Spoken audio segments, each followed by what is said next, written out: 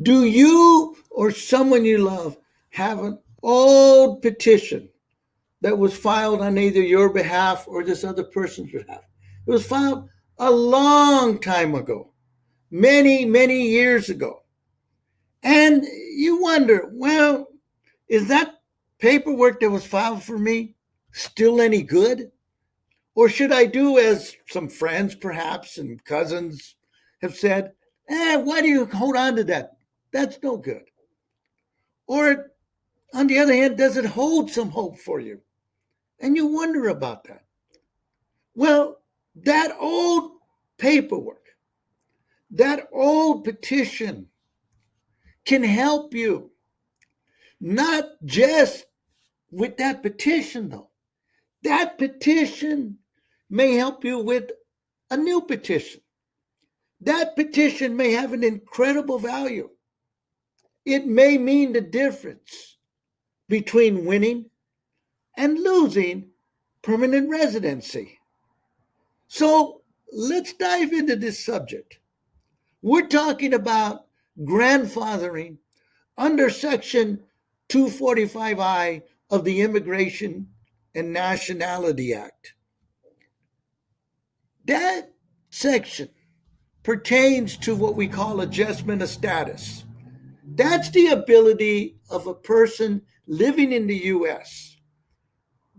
with or without permission to go to an interview here in the United States to obtain a green card. There's another route, that's consular processing, where the immigrant has to return to their home country for an interview. The difference between the two is that if the immigrant has lived in this country for more than 6 months, they're not going to be able to come back without a waiver, a 601 waiver that's based on a concept of extreme hardship, a very difficult concept to grasp, a very difficult concept to achieve, to win, to be allowed to re-enter the United States. And this is why, if a person can go to an interview here in the United States, if they can adjust their status from undocumented to permanent residency, it's much preferable.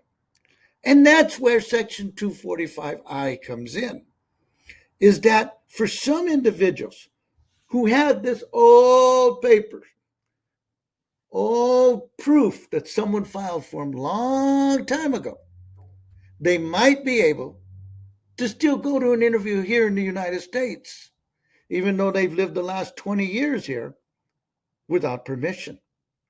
So, a moment ago I mentioned grandfathering. What is grandfathering? Well, basically in law, that means that an old rule that was in place a long time ago is not in place anymore. However, because someone qualified way back when, that rule will still apply, even though that rule really doesn't exist anymore today.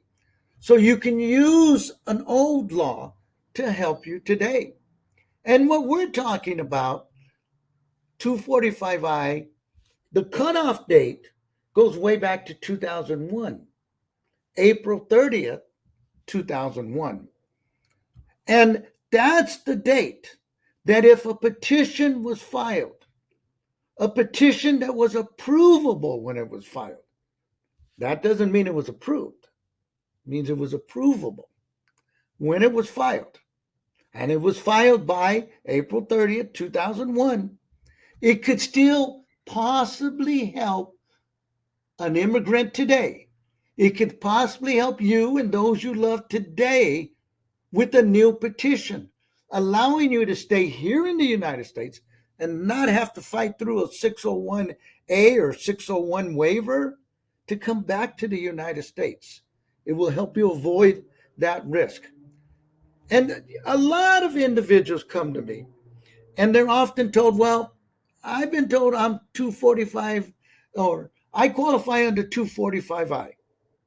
My question is, what is 245I? And that's when I get blank stares. Well, the problem is 245I still has some requirements that have to be met.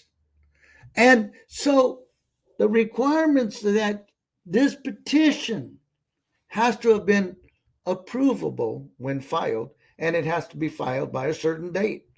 And I've seen individuals who came to me who have filed a petition years ago, say April 28, 2001, but they did something wrong on the petition. For instance, they didn't pay the right fees, so it was returned to them. Then they come back to immigration, or they came back to immigration, say in May, by May 10th, the next month. It was too late. It wasn't approvable when filed. Had they paid the right amount, or had they not made mistakes, it would have been approvable. So you have to look very carefully at those old documents to make sure they're correct. Sometimes, and again, this is what I've seen in cases, individuals come and the I-130, the original petition, was denied. However, it was denied because the government says there wasn't enough proof. Well, they had the proof.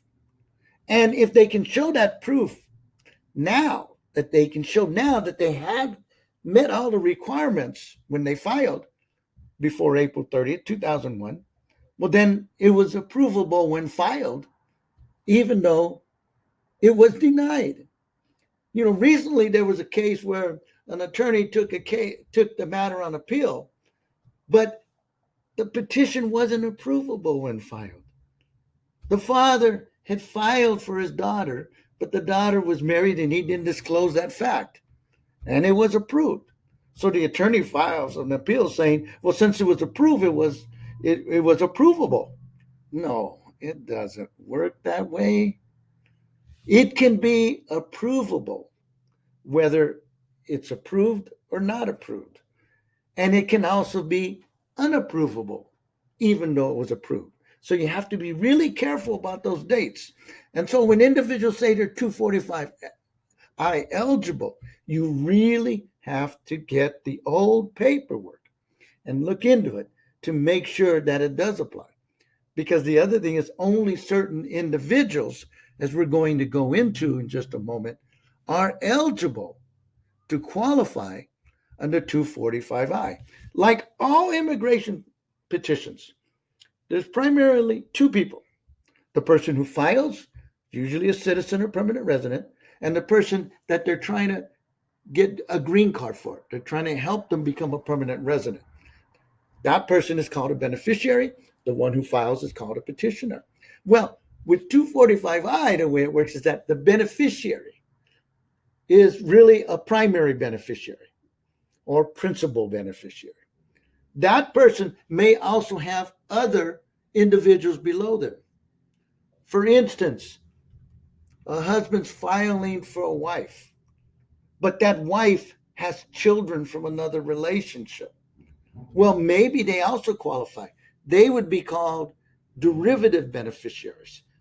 The way you might want to think about this is there's a primary beneficiary and then a derivative beneficiaries. So when petitions are filed, you think of it as a line. Here's the main person, and then just below it is the one they're helping, and below that may be a derivative, another person.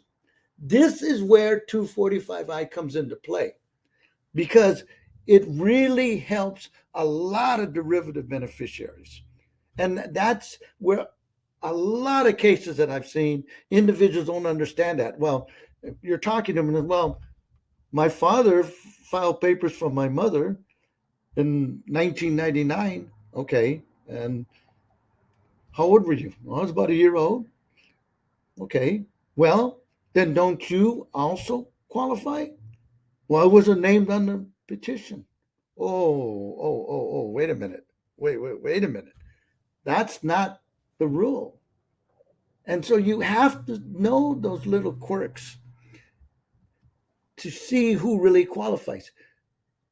Let's dive into who might be a derivative, the secondary beneficiary in these types of cases. To be sure, who qualifies as a derivative beneficiary can be a little tricky. It's a little complicated.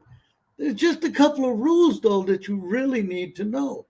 First, it's that only a spouse or an unmarried child under 21 of the principal beneficiary can qualify. The second rule is that if the petitioner can directly immigrate that spouse or unmarried child of the principal beneficiary, well, then there is no 245I there for them. Why? Because if they can directly immigrate them, then they don't count as a derivative beneficiary. A derivative beneficiary means just that, derivative. They derive their ability to be immigrated from the principal beneficiary. There are 4 U.S. citizen categories of individuals who could immigrate a person for green card benefits. Of the 4 categories, 2 in particular are where the majority of persons today who qualify under 245I will be found. If the United States petitioner back in April 30th, 2001 was a U.S. citizen's spouse, trying to immigrate a spouse, or a U.S. citizen child over 21, trying to immigrate a parent, you will not find very many individuals today that would qualify under 245I as a derivative beneficiary. However, if the U.S. citizen petitioner back in 2001 was either a parent immigrating an immigrant child or a brother sister immigrating an immigrant brother sister, it's quite possible that the spouses of the immigrants that were being immigrated or a child of the immigrant that was being immigrated could qualify as a derivative beneficiary today. And so that would lead to a lot of unique situations that often are totally overlooked by individuals unfamiliar with 245I, which again calls into question the need to make sure that the details of someone with an immigration past, with an old petition, needs to be thoroughly analyzed. So let's say a couple marries. They marry abroad. Let's say the year is 1996, 1997. Meanwhile, the parent of the newlywed husband lives in the United States. They came here, they were able to take advantage of, say, amnesty or legalization or special agricultural worker or one of the old programs, and they become a U.S. citizen in 1998. Shortly afterwards, the parent files papers for their son. The son, of course, is married, over 21. The son and his wife come to the United States to live here. They come without documentation. They stay. Years pass. 5, 6 years later, they divorce. 10 years later, the son remarries, or let's say even the wife, who was not named on the petition because she's the derivative beneficiary, remarries, has a U.S. citizen husband, wants to petition her, but she entered without permission, which means she's going to have to go back home. She's going to have to file an I-601 waiver and hope that her hardship to her husband of her not being able to return is extreme enough that the government will allow her to return. Well, wait a minute. She was the spouse of the son that was petitioned by the dad who had become a citizen. She was a derivative beneficiary. Her petition or the son's petition was approvable when filed. The marriage was legitimate. So they divorced. Can she still use the old petition of her former husband to get a green card today through a new husband? Yes. Yes. Absolutely. Yes. That is the power of a 245A petition. Now, if the marriage occurred after April 30th, 2001, then she's out of luck because the petition wasn't filed timely. And so she could not use it, and then she'll be forced to go back and try to win a waiver to return to the United States. 245I actually has two cutoff dates.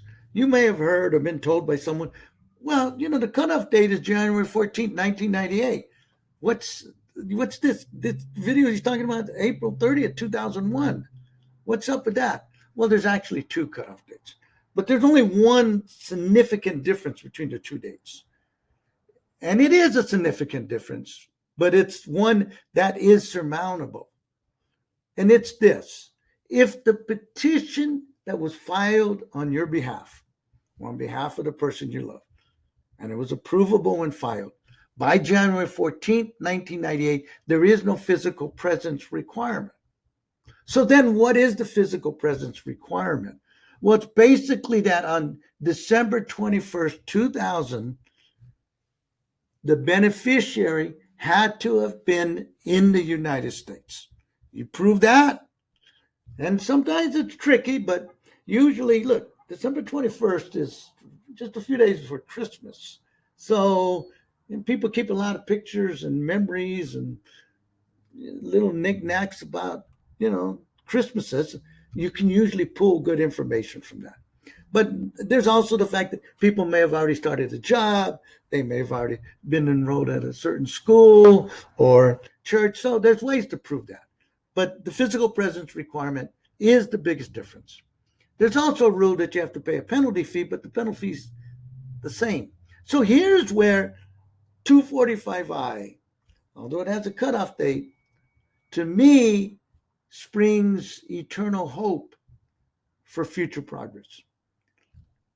When the change in the cutoff date occurred, when they added the April 30th, 2001 date, it was the final days of the Clinton administration. And so he, he was under a lot of pressure before then. He survives impeachment, but he's leaving office, so he slides in the extension of the date. And that helps a lot of people. It was over a 3-year extension, which is good because now individuals on 2001, April 30th, can utilize 245I to their advantage. However, soon after that, discussion began of moving it forward again. When President Obama began his campaign for office back in 2007, one of his biggest items was that he was going to move that date. Because by moving that date, thousands and millions of individuals could possibly benefit through grandfathering. Because now they have a petition that was filed in 2005. Let's say that the 245I cutoff date is moved to January 1st, 2010. Well, then, if you had a petition that was approvable when filed in 2007, you could qualify under 245I for adjustment of status here in the United States. That's long been one of my hopes. And it's one that I think is significant enough that a lot of individuals with really not strong 601 cases should consider before deciding to file the application or going abroad to an interview and perhaps not being able to return. Because eventually, I believe that the 245I date or something similar will come into being. The penalty that's attached to it, $1,000, may be increased. And the government needing money in their coffers, needing money to support immigration activities, may very well be supportive of this measure. There's been discussion in Congress. The efforts have failed so far, but I wouldn't discount it. So 245I right now has a cutoff date of April 29, 2001. But if they were to move that date, that could help a lot more individuals. So if you know someone, or if you have a very old petition, don't give up on it so easily. Have it reviewed. Have your immigration history reviewed before you dismiss the idea that that old petition can still help an individual win a green card today. Take care and good luck. Thanks for watching. Know someone who might be interested in this video? Then please take a moment to like and share it with them. Also, if you would like more videos on immigration, just click on the subscribe button. And here's a little bonus, a short guide that you can download for free by clicking on the link on the description box or the square-shaped image. Plus, if you have ideas for videos you'd like to see, write a short comment below or feel free to contact me at carlos@VitaraImmigrationLaw.com. My name is Carlos Vitara. I appreciate your time and hopefully we'll be talking again very, very soon.